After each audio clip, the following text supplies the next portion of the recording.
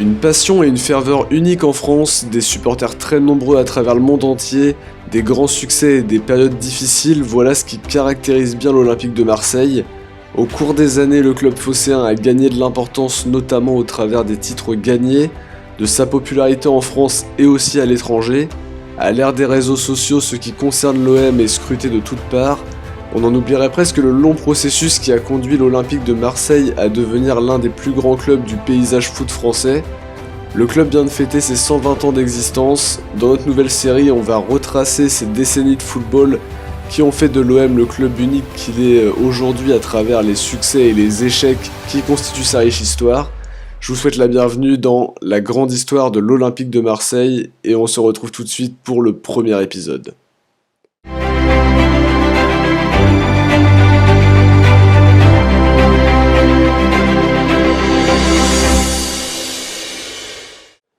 À la fin du 19e siècle, le football commence à prendre de l'ampleur en France.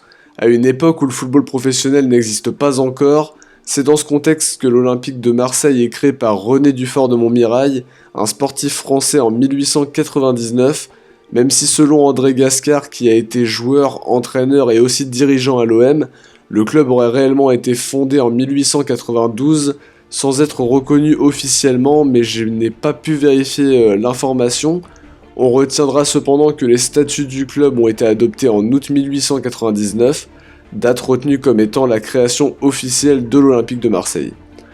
Dufort de Montmirail a l'idée de fusionner le Football Club de Marseille et le club d'escrime L'Épée, dans le but de créer un club omnisport où sont pratiqués le rugby, la boxe ou encore l'escrime par exemple, tout ça avant le football évidemment. A noter qu'il avait lui-même pratiqué au sein de l'OM le rugby et l'escrime. Il combinait son poste de dirigeant avec un poste de joueur, ce qui serait vraiment très bizarre aujourd'hui si c'était encore le cas. Il quittera son poste en 1902 pour retourner à son métier initial, le métier d'assureur, mais aujourd'hui on lui rend toujours hommage puisqu'il a créé un club qui a perduré et qui perdure encore aujourd'hui. Le nom olympique a été choisi pour rappeler les racines grecques de la ville de Marseille, également pour englober toutes les disciplines pratiquées au sein du club et faire un petit clin d'œil aux Jeux Olympiques modernes qui viennent d'avoir lieu quelques temps auparavant à Athènes. Pour ce qui est de la devise droite au but, elle est aussi ancienne que le club, c'était la devise de Madeleine Dubois, l'épouse de Dufort de Montmirail. Elle est aujourd'hui toujours bien adaptée au contexte marseillais et à la gang, la grinta, qui est demandée par les supporters dans les travées du Vélodrome chaque week-end. Le football association, comme on l'appelle à l'époque, est reconnu en 1894 par l'Union des sociétés françaises de sport athlétique. Il est véritablement pratiqué à partir de 1902 cependant. L'OM est créé alors que d'autres clubs comme le Sporting Club de Marseille sont déjà bien installés, mais va se démarquer rapidement grâce à une bonne organisation et un budget plus important que les autres clubs de la ville. Il possède son propre terrain d'entraînement à Saint-Menet et il évolue au stade de Luvonne pour les matchs, alors que les autres clubs jouent au champ de manœuvre du Rouet ou encore au parc Borelli pendant l'hiver. Le club évolue à cette époque-là dans des compétitions régionales, en particulier au sein du championnat du littoral où il affronte des clubs comme le Stade Marseillais, l'Union Sportive Marseillaise et le Stade Helvétique. Le vainqueur de la phase de poule obtient le droit de participer au championnat de France USFSA, plus grand échelon national à cette époque. La presse locale en tout cas est élogieuse envers l'OM dès les débuts du club, considérant même que c'est le seul club marseillais à jouer correctement au football. Entre 1900 et 1908, l'OM est sacré champion du littoral à 8 reprises, mais au niveau national c'est plus délicat, l'OM échoue au mieux en demi-finale, alors que dès 1909, les rivaux du Stade Helvétique remportent eux dès leur première participation au championnat de France, le titre avec une victoire pourtant pas très bien accueillie par les journaux à l'époque, qui regrettait que le Stade Helvétique ait été sacré avec 10 Suisses et un Britannique dans l'effectif. Certains pensent que le football français va perdre de ses talents, alors que d'autres pensent que le talent des joueurs étrangers ne fera qu'améliorer la qualité du football en France, ce qui fait écho à ce qu'on voit aujourd'hui avec des joueurs venant de tout pays dans chaque club, notamment grâce à l'arrêt Bosman qui a stoppé les quotas. À l'OM, une majorité de joueurs étrangers, particulièrement anglais, hollandais ou encore allemands, comme Van Hooy, Brouwen ou Knodler, composent l'effectif. L'OM se différencie des autres clubs marseillais par un jeu individuel très poussé, son engagement dans les duels et également par la finition des joueurs comme les frères Scheibenstock, recrutés au Stade Helvétique justement. Les équipes de jeunes au sein de l'OM brillent aussi au niveau local, ce qui contribue à donner une place importante au club au sein du football marseillais. Pendant la Première Guerre mondiale, il n'y a plus autant de matchs de football que ça, quelques petits amicaux quand même.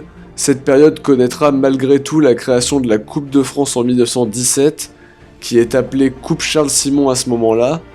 Une compétition qui fera aussi la légende du club phocéen, victorieux à 10 reprises à ce jour, même si lors de la première participation, l'OM ne dépassera pas le 3e tour.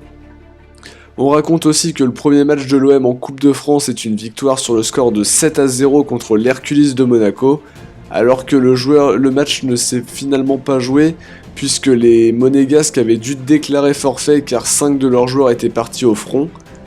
Il y a tout de même quelques matchs amicaux, y compris au front, une compétition locale créée aussi en 1914 avec des équipes composées de jeunes joueurs qui ne peuvent pas être mobilisés.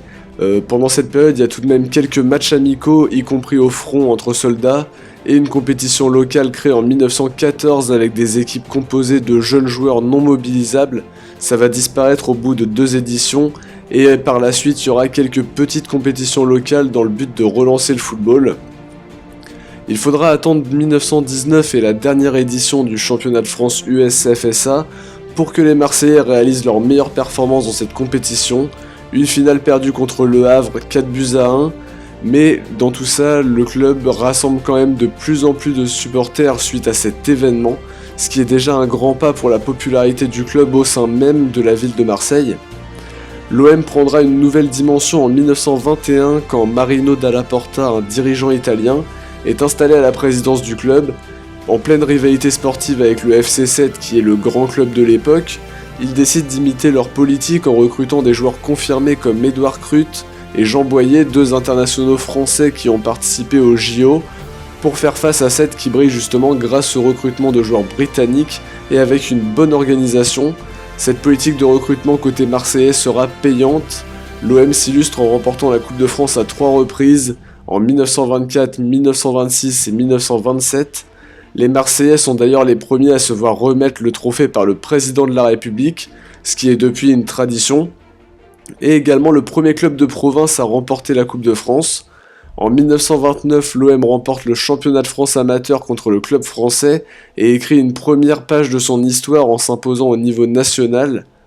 Édouard Crute, l'attaquant vedette ayant décidé de signer à Nice, il faut le remplacer et pour ça le vice-président Charles Elkabbach fait confiance à Joseph Alcazar, qui a 16 ans au moment de son arrivée et qui était utilisé comme défenseur quand il évoluait à Oran en Algérie. À l'OM, il deviendra l'attaquant phare du club et inscrira 138 buts en 193 matchs, ce sur une période de 9 ans. Il sera même le premier joueur de l'OM à participer à une Coupe du Monde, c'était avec l'équipe de France en 1934, et pour l'anecdote encore une fois, c'est également le grand-oncle de José Anigo, qu'on connaît bien pour avoir été joueur, entraîneur et aussi recruteur pour l'Olympique de Marseille. En 1931, un match de Coupe de France va entrer dans l'histoire. L'OM affronte le club français en 8ème de finale. Le match va être rejoué 4 fois pour des raisons de terrain impraticables et une autre fois parce que l'OM avait fait jouer Wernicke, un joueur allemand qui ne devait pas être qualifié pour la rencontre. Au lieu de donner la victoire sur tapis vert au club français, le match avait été à rejouer. Alors que l'OM s'était imposé, les Parisiens remporteront finalement le match en prolongation. En 1930 et 1931, l'OM est sacré 2 fois champion du Sud-Est. Ces succès permettront au club d'adhérer au groupement des clubs professionnels et leur permet par la même occasion de rejoindre le championnat de France professionnel qui va être créé dès 1932, compétition dans laquelle l'OM détient le record de saisons disputées. À la fin de la saison 2019-2020, le club aura disputé 70 saisons dans l'élite. Nous allons évidemment poursuivre l'histoire de l'Olympique de Marseille dans les prochains épisodes. N'hésitez pas à vous abonner avec la petite cloche de notification pour ne rien louper justement et pour recevoir la notification quand il y aura l'épisode 2 qui va sortir. Donnez-nous vos retours sur cette nouvelle série, dites-nous si ça vous plaît, s'il y a des petites choses à améliorer. Moi je vous dis à très bientôt, merci d'avoir visionné, salut à tous.